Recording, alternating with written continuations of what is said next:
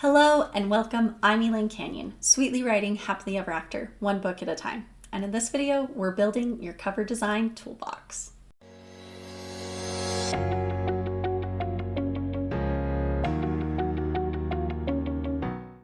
In the last video, I introduced you to different ways that you can direct your viewer to the focus of your design, and then highlighted 6 different ways that we can create a compositional layout. In this video, we're going to look at book cover examples of each of these compositional layouts. And I'm also going to talk to you about what the focus of your book cover should be and what elements you should definitely include when you're designing your own book cover. So let's dive in. Ideally, when you're designing your book cover, you should have a minimum of 3 elements. The first should be your title. 9 times out of 10, this will be the focus of your design. The next thing you should always have is your author name.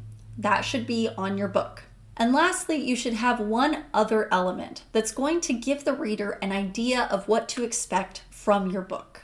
This third element sometimes can be the focus of your book. Sometimes it will do a better job as the focus than the title will.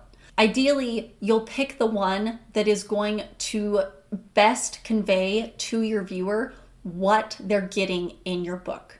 For instance, in a romance book, you can put emphasis on the title, but most of the time the emphasis is going to be on the hot person on the front of the cover, or the couple looking at each other on the front of the cover, or on the POV character standing in the front. Setting romance aside, this third element, whatever you choose to have it be, absolutely does not need to be a scene out of your book. It doesn't. And a lot of the times, it's better if it's not. It's better if you allow the design to do the selling for you instead of trying to make the design tell your story. So I talked about how in romance, that third element often is the focus, and it often is either the hot guy with his shirt off, or the couple looking at each other, or the female main character standing somewhere in the setting of the story. Similarly, in fantasy, your third element is usually your hero or heroes if you're dealing with a group, and they tend to be either engaged in battle, fighting directly with the villain. You'll also see them standing at the beginning of their journey to show you that they're going on a journey. All of those options don't have to actually be scenes in your book. You don't have to have a scene where the hero or the group of heroes stand just outside of the town and look out at the mountains ahead of them and all that's going to come. That scene doesn't need to be in your book. But if that's the general idea of what happens in your story, that's a great third element for your book cover. So before you start picking your compositional layout for your book cover, I highly suggest you start making a list of things you think would help convey the message of your story to your viewer. Things like the hero standing and looking out ahead at the journey that's before them, or the couple together staring into each other's eyes, or anything along those lines that's going to help your viewer understand what they can expect from your story. Okay, let's dive into some examples. The first compositional layout we're going to talk about is the rule of thirds. Up on the screen right now, I have The Great Gatsby by F. Scott Fitzgerald. This cover was designed by Francis, and I'm probably going to slaughter his last name, and I'm sorry, Cuget. You can see here that the eyes are placed over those intersecting points of the top part of the center third, just like we talked about in the last video. They draw all of the viewer's attention to them. And then directly above that is the title, The Great Gatsby. And using the contrasting colors, Francis Cuget is able to draw your eye up to that cover. So the contrasting colors help to bring your eye up to what the next and most important thing is. So he draws you in with a pair of eyes, and then he pulls you up with contrasting colors.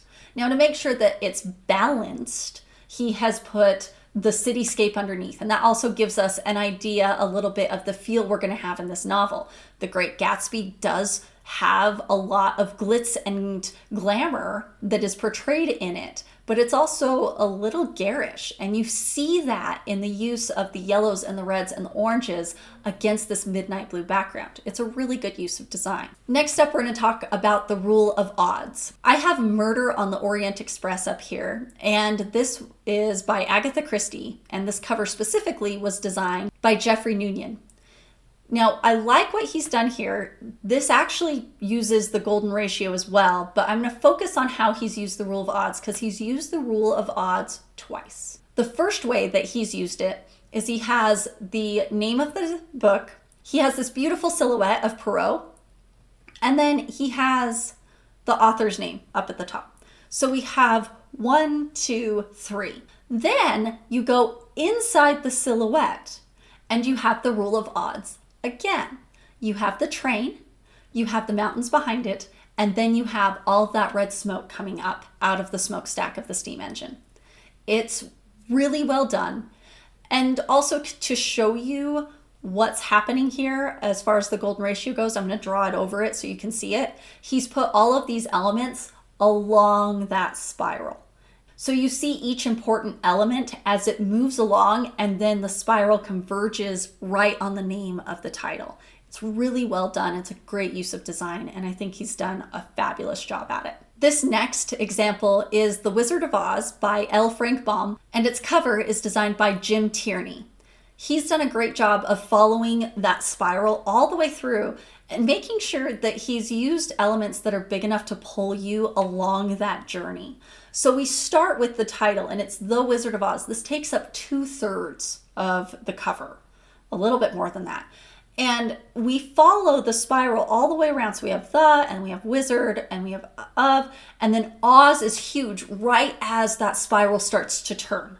And it's a good use of pushing us through the rest of that spiral, because what he's actually done is he's put the Emerald City at the center of the spiral, which is an important setting element, but the title's really what's going to sell this book because it's a book that a lot of people are aware of and it's a classic. And so he's used scale to make the title the most important thing as it comes around, and that Oz being huge helps to push us the rest of the way over the spiral into the Emerald City, so that we see as we come around into the Emerald City that he's put Dorothy, the Tin Man, the Scarecrow, the Lion, and Toto along that pathway, the yellow brick road that he's put there as well. So we get a lot of cool elements from the story, and it's a recognizable story, but we're also given the most important thing, which is the title, and then he uses the title to push us along the rest of the way of the spiral all the way into the Emerald City. So we're almost going on the journey with Dorothy as we follow that spiral through. It's a really cool way to create this design. The next example I've got on the screen is the Golden Triangle. This is Don Quixote by Miguel Cervantes, and the cover's been designed by Weta Abdul. Now I've overlaid the Golden Triangle on top of this because there's a lot going on, but I wanted you to see that Don Quixote and his horse are along that center intersecting line and at that top triangle intersecting line. So you see them immediately, even though there's so much going on, because she's put a lot in here. She's been able to convey how much of the confusion that Don Quixote experiences in this novel into the colors. And so you still get a feeling of what's going to happen. But by using the Golden Triangle, your eye's immediately drawn to Don Quixote and his horse. And so you see the main character and you see him in distress to give you an idea of what's going on in this book. And she gives you a really good feel of what to expect from it. And then she's put the title above them. So your eye is drawn to that most important part right up there at the top. And then everything else around it is just supporting that this is where the focus is. That you've got the title, you've got the character, and you see him falling off his horse. So you can see that this book is going to slowly go downhill. You know, it's my favorite. A Court of Tricksters is back up on the screen. It is my favorite book cover. You will see it so many times in these videos. I am not sorry. But I've chosen to use it for framing as our compositional layout. I love how St. Jupiter has created this frame without it actually feeling like a frame. And she's done that by taking those fleur-de-lis style leaves in the corners and having those actually be the frame. That's the real frame. And then she's built all of these other elements around them, and then into it as well. So you see that tree branches that technically are a part of the frame are coming into the frame. And that's how she sort of hides that she's framing it without telling you she's framing it. It's a great use of framing that doesn't feel so stark and creates a more organic feeling that still draws and focuses the eye on what she wants you to see first, the couple and the title, without making you feel like you've been boxed in, which I love. So this last one we're going to talk about is perspective. And what's up on the board right now is Harry Potter and the Sorcerer's Stone by J.K. Rowling. And this cover is the 2020 illustrated hardback edition, and it was designed by Mina Lima. Now, I like what she's done here. I could have used this for framing. I didn't because I wanted to use Court of Tricksters. I like how that frame is done better. But this is a framed cover. But she's used inside of that frame perspective. So in the foreground, you could see Harry, Ron, and Hermione.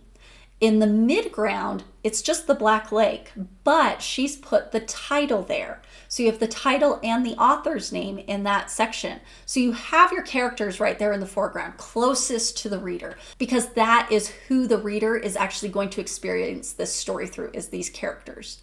Then in the middle ground, you have the title. And finally, in the background, we have our setting. We have Hogwarts Castle. I like how she moves you through this design. She starts at the foreground with your characters, and they're looking out towards the title and towards the castle. So you, as the viewer, are naturally going to follow them. You're going to follow them up to the title and to the author's name, and then you're going to follow them to that final destination, which is Hogwarts Castle, where the vast majority of A Sorcerer's Stone takes place. Okay, so now that you've seen composition in action in book covers, and you know that you need your title and your author name and at least one other element, let's talk about how you're going to choose your layout and give you an idea of what elements you will need when choosing what elements are going into your book cover specific to your genre.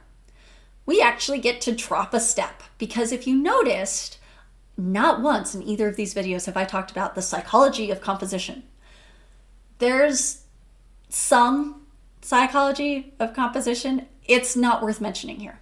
As far as how you lay out the book, the things that are actually going to affect the psychology are going to be, more than anything, your colors and your typography. With composition, choosing one of these layouts, one to the other, is just going to change the way you create focus on your most important element. So let's talk about what your steps are going to be. For composition, there's 4 of them. The first is you need to know what your niche genre is. You're going to drill down, like we've talked about before. Saying you write fantasy isn't enough. Saying you write swords and sorcery fantasy is better.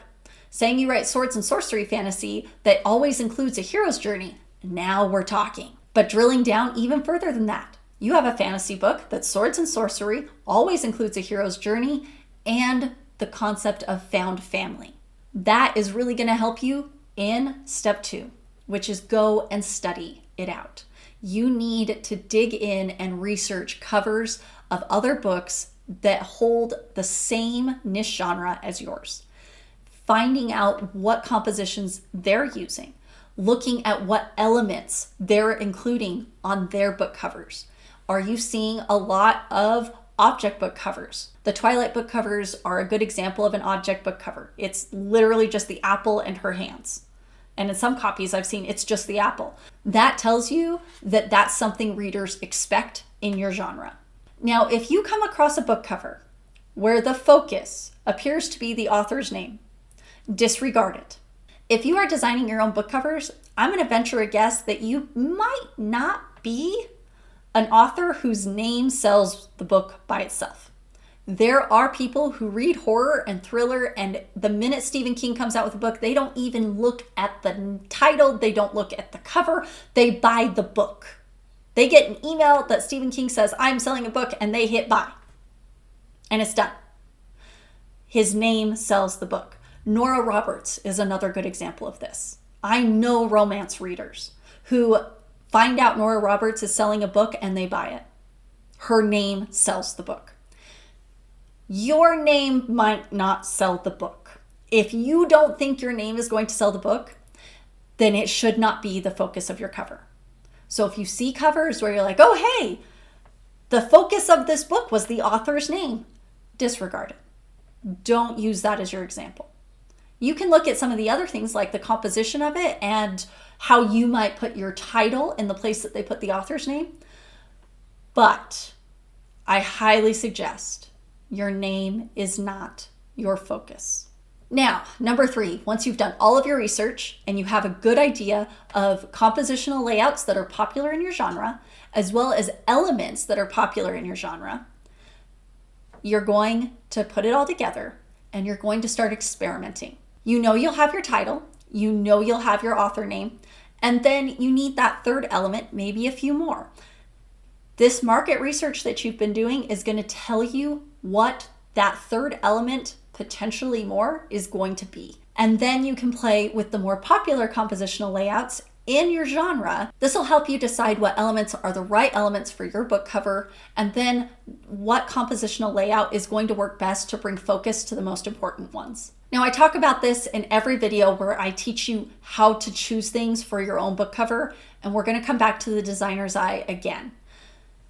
If a compositional layout is very popular, let's say the rule of thirds is super popular in your niche genre, but every time you lay out your design using the rule of thirds, no matter how you change the title or that third element, it just isn't fitting, then choose a different compositional layout. Your eye's going to tell you, especially after all this market research that you've done, when something doesn't look right. And so start to trust that. Be willing to shift things around and be willing to try different things. You might find that the golden triangle is actually the best compositional layout for your title and the elements you want to include. Even if that's not a popular layout design in your genre, don't be afraid to use it.